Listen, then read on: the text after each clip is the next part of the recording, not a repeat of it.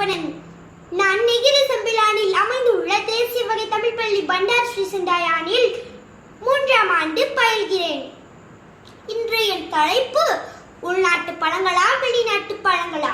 நம் நாட்டில் விளையும் பழங்களை உள்நாட்டு பழங்கள் என்போம். இங்கு பல வகையான சுவை மிகுந்த பழங்கள் விளைக்கின்றன. அவை டூரியான், ரம்புத்தான், பலா, சிக்கு, வாழை, மா போன்றவையாகும். உள்நாட்டு பழங்களில் நம் உடலுக்கு தேவையான சத்துகள் குறையாமல் இருக்கும். உள்நாட்டிலேயே விளைவதால் பழங்கள் சரியான பருவத்தில் அறுவடை செய்யப்பட்டு உடனடியாக வியாபாரத்துக்கு வருகின்றன.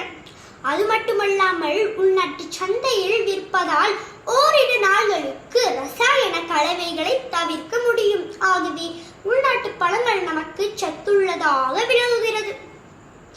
வெளிநாட்டு பழங்கள் பல நாள்களுக்கு முன்னால் பறிக்கப்பட்டு சில வாரங்களுக்கு பெட்டியில் அடைக்கப்பட்டு பின் நம் நாட்டை வந்தடைகிறது.